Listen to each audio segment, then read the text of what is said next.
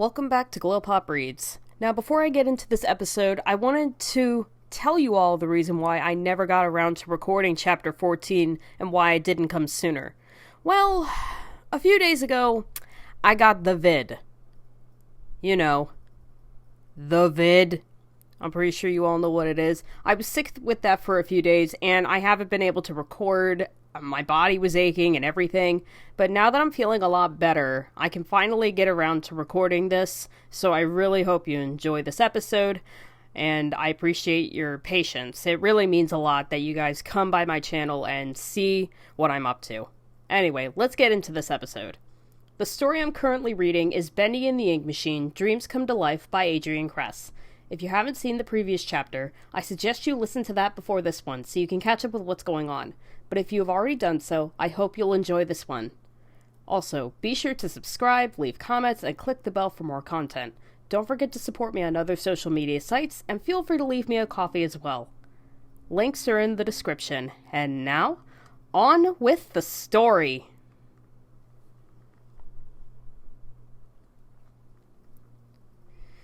Chapter 14.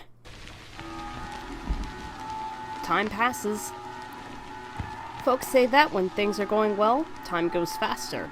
When things are bad, it goes slower. I can see that. But sometimes I think time makes its own decisions about things. I can't tell you how much time has passed here, in the dripping dark. I can't tell you what time has done. If it all just happened yesterday, or if it all happened years ago. Or, I don't know, if it hasn't happened yet. I want to tell about Sammy, about when he disappeared. I want to get to that part of the story. But the thing is, we only notice someone is gone when time has passed. It's like the clock is ticking all normal, then it skips a beat. And we look up, and we didn't actually hear anything happen. But something inside us noticed it. Something made us sit up and wonder. It wasn't quite like that with Sammy. Not exactly. It wasn't a small missing beat, though for a musical director, that would have made some sense. In a funny way. But this wasn't funny. It started 2 weeks after I got my tuxedo, after Mr. Drew had invited me to the party.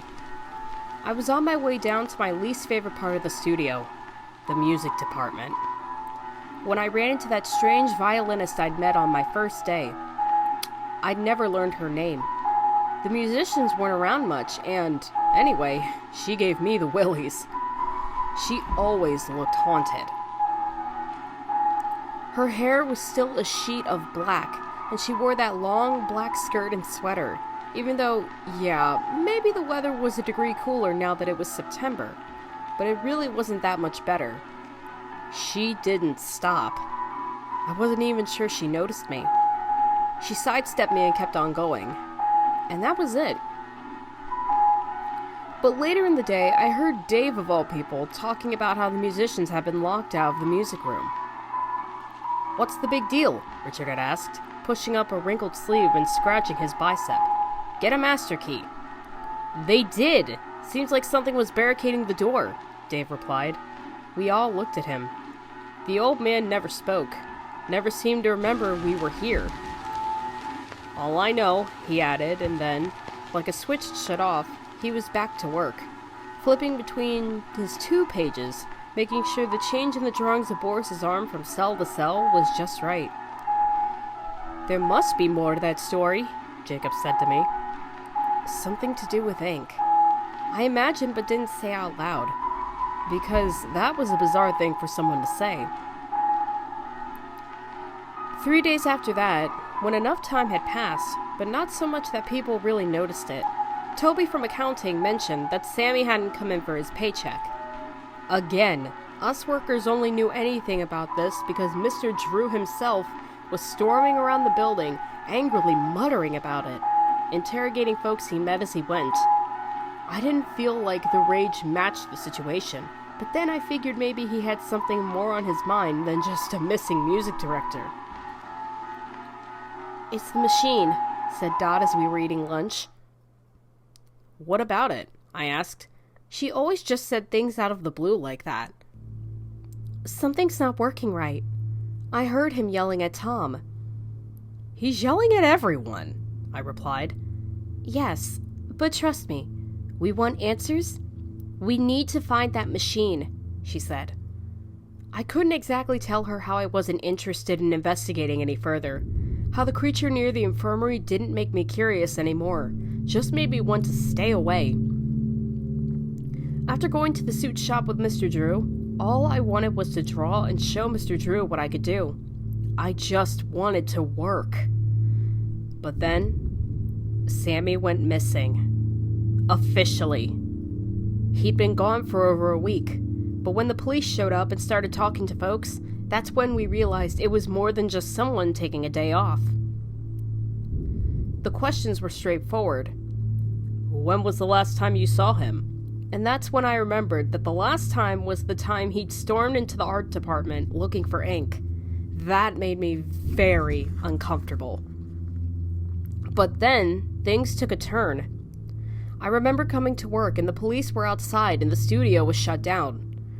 I remember being told by Richie that someone had broken in and messed the place up. That they were looking into a possible burglary.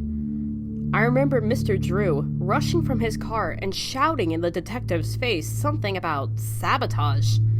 How seeing him shout like that was worse than seeing Mr. Schwartz lose his temper. Than seeing even Sammy lose his temper. It was jarring and a little scary, especially compared to how he usually seemed. I remember finding Dot in all the mess. Or maybe she found me. Do you think it's burglary, buddy? She asked. Of course not, I said, sounding more sure than I felt. So you'll come with me, tonight, when everyone's left. To check it out, she said. She didn't even ask. If she'd asked, I'd probably have said no. Then again, I still could have told her I didn't want to. She had no power over me. The fact was, despite my concerns, I was still curious. But it was more than that.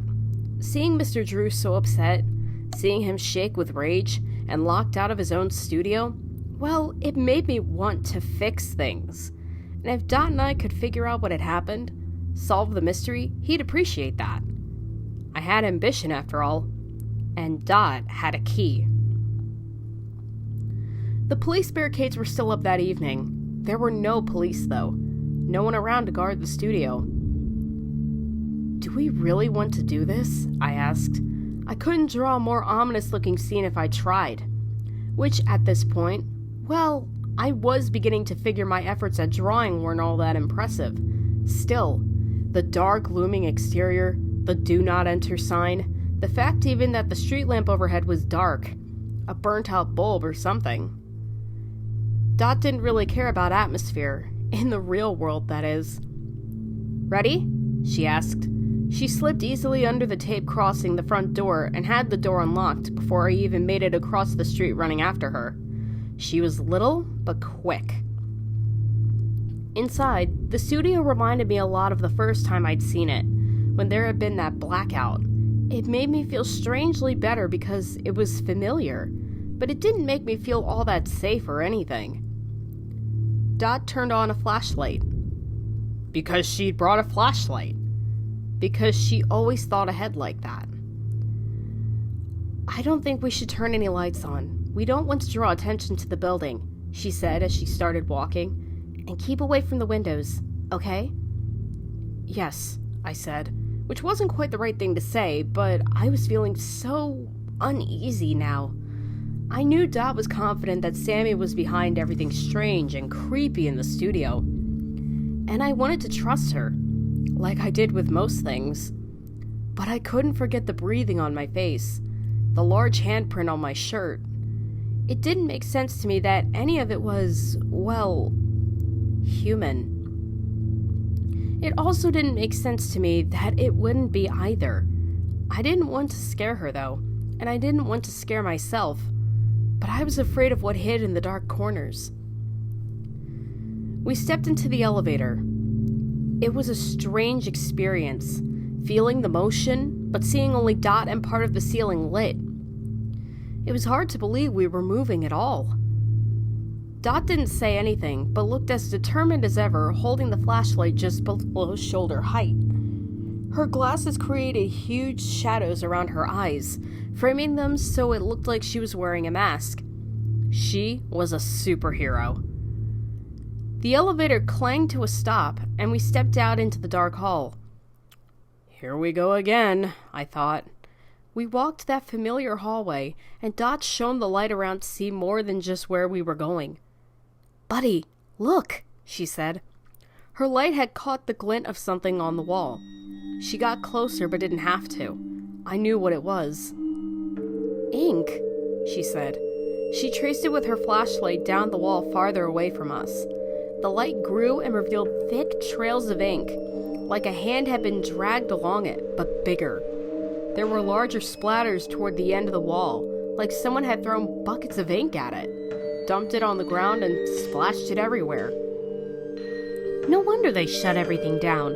I don't even know how they'd start to clean this up. This is someone who's angry, said Dot. Do you think Sammy did this? I asked. Who else? She started walking again. I didn't think Sammy did this. I was feeling more sure by the moment. Sammy hadn't done all this and then just disappeared. Something else had done this, and then done something to Sammy. Just as I had that thought, I heard it. Now I wonder if it did actually happen that way, that I thought it and then heard the breathing. Maybe I had heard the breathing first. That would make more sense. I'm not that clever. At first, I thought it was my mind playing tricks on me, like the ink slipping down the paper. But then, Dot stopped and said, "Shh!" And I knew. I knew she heard it too.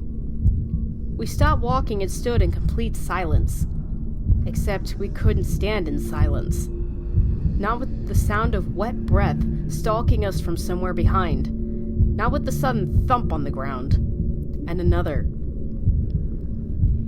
I noticed then the light of Dot's flashlight was dimming. What a moment for the bulb to die.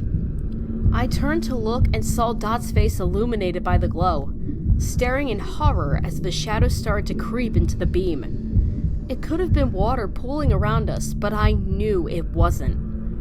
Another thump. And another. The breathing got louder and louder. The light got dimmer and dimmer. "Run!" I whispered loudly and gave Dot a push. I didn't even think about it. I just did it. And she ran. Didn't ask why. Didn't try to come up with a better plan. She just ran. And I ran. The light that was left bounced off the walls, making it hard to tell which direction we were going. It glanced off a poster, and suddenly, Bendy was grinning at us like he jumped out from behind the corner. I gasped, but the poster was soon behind us. Just like the breathing that was getting louder and louder. Panting. A large, heavy animal chasing us and catching up. I barely saw the word music before Dot called out, "Over here!" We launched ourselves at the door to the music room and, however we got inside, however we got through, we were in, and the door slammed shut behind us. I leaned hard against it, out of breath, terror flowing from every pore. "Buddy, look!" said Dot quietly but urgently. She was pointing the flashlight at my feet. I looked down. The shadows were seeping their way under the door, and her light flickered again. I pushed myself away from the door fast, tripping into the room and into Dot, who stumbled a bit. I grabbed her hand instinctively to keep track of her. She didn't fight me. Her light flashed up to the wall, still flickering. More ink. Then she turned to shine her light on the room. Broken chairs and stands, instruments scattered all over the place, and ink.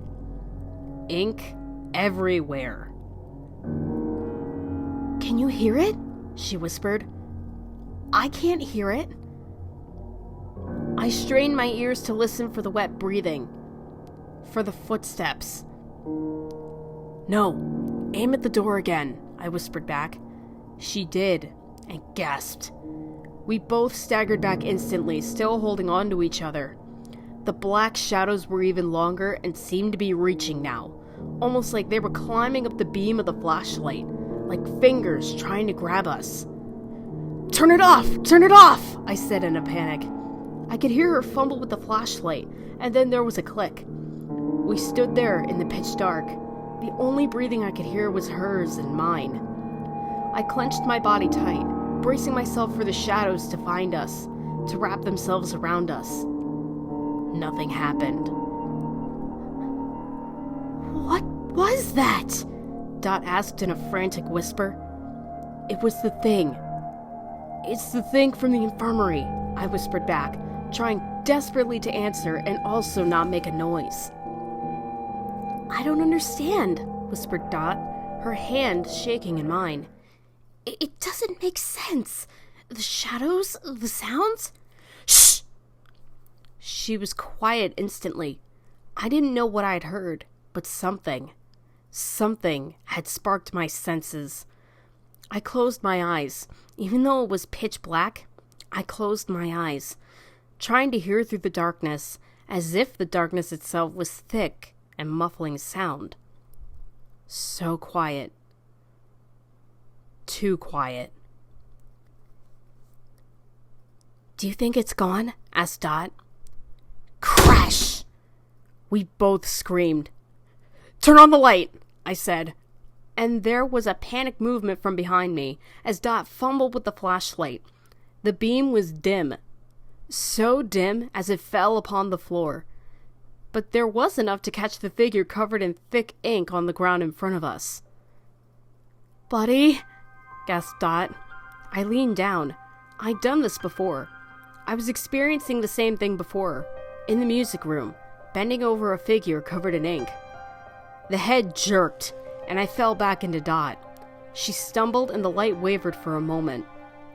I stared at the figure. It was propping itself up by its hands, its elbows bent and shoulder blades protruding. A curtain of hair fell over the face, dripping now in ink, like the hair itself was ink. I knew that hair. "He's here," rasped a familiar voice.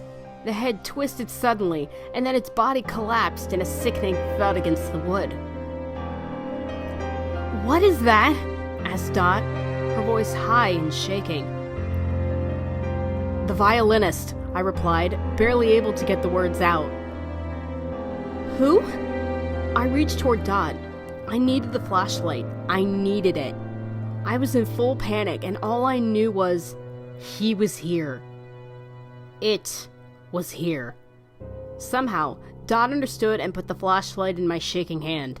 I aimed it around the room wildly, barely taking a moment to see that the corners were empty, ignoring the reaching shadows, the dimming of the light, the flicker.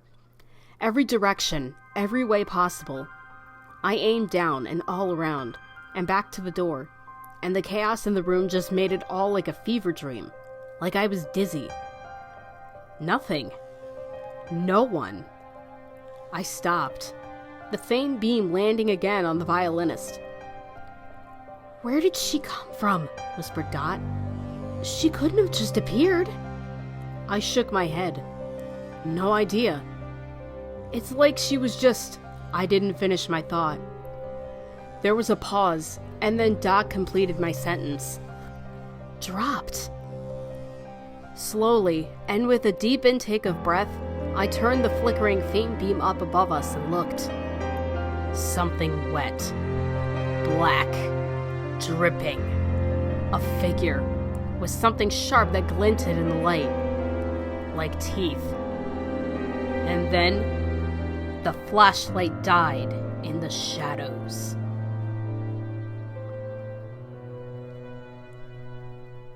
So, that was the end of Chapter 14. What did you think? Did you enjoy it? If so, feel free to leave your comments, like the video, and share it around if you want me to continue. Thanks so much for watching. This is GlowPOP Artisan, or the Apple Lady, signing off. And as always, I will see you in the next video. Stay safe, stay sane, and stay sweet, my apples. Ciao!